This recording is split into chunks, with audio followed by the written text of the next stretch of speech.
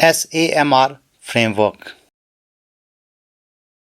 A framework that can help us decide how to use digital resources is the SAMR Framework developed by Dr. Putendura. This framework guides educators to adapt technology-based teaching practices and can help us decide ways to integrate digital content in our classroom to enhance the teaching and learning experience. Understanding and applying the framework can help us evaluate and optimize the use of digital resources in our classroom. It can also guide us with creating digital content and designing digital tasks. Each level of the SAMR model offers unique paths to create learning events that can improve student engagement, collaboration, and creativity. SAMR stands for substitution. Technology acts as a direct substitute for traditional tools with no functional change. A. Augmentation. Technology acts as a direct substitute but with traditional improvements. Modification. Technology allows for significant task redesign. Redefinition. Technology allows for the creation of new tasks previously inconceivable. Let us look at examples of each level of impact. Substitution. Simple activities. Students use MS Word to write their essays. They can easily edit and format their writing to create multiple drafts. Use MS Word, PDF, etc. to convert paper-based worksheets to digital formats. Replace physical textbooks with digital versions. Use online quiz tools such as Kahoot or quizzes instead of paper-based tests. Using a digital interactive whiteboard instead of the traditional physical writing board. Reflection question. Consider how substitution of paper with digital impacts students' engagement and learning outcomes. Are there any benefits or drawbacks of using digital content as a direct substitute? Augmentation. Simple activities. Create PDF copies of worksheets with interactive elements like hyperlinks, videos, and quizzes. Use tools like PowerPoint or Prezi to create multimedia presentation with embedded videos and audios. Convert a textbook to a gamified format. Students use the internet to search for resources. Teachers support classroom lectures with related videos and other multimedia content. Teacher shares video lectures and online resources for students to study at home, freeing up class time for interactive activities. Reflection questions.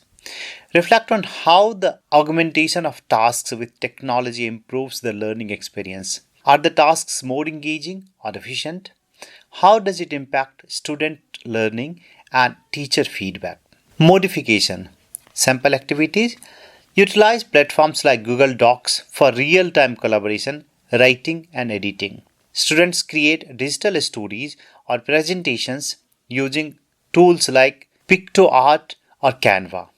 Students are given texts with personalized learning paths to accommodate different language competence, prior knowledge levels, learning styles, etc. Students can participate in ongoing classroom discussions anytime of their convenience. Reflection question. Analyze how technology modifies the tasks and learning experience. Does it offer new ways for students to demonstrate their understanding? How does it enhance peer collaboration? Redefinition. Simple activities.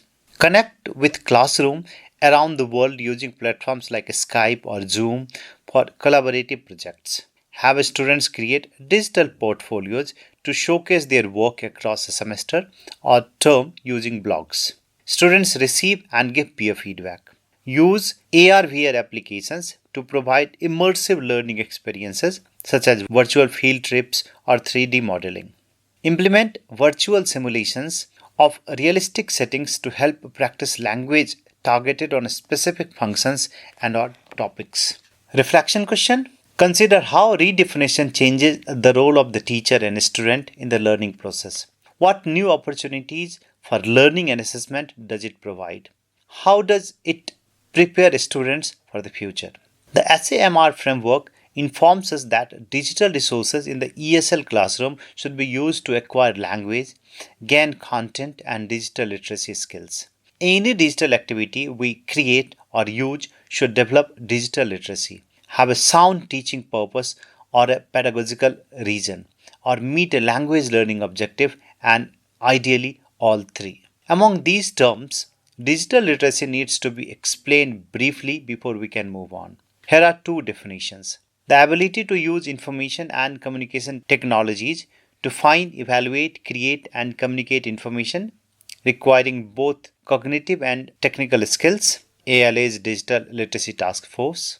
The ability to access, manage, understand, integrate, communicate, evaluate, and create information safely and appropriately through digital technologies for improvement, decent jobs, and entrepreneurship.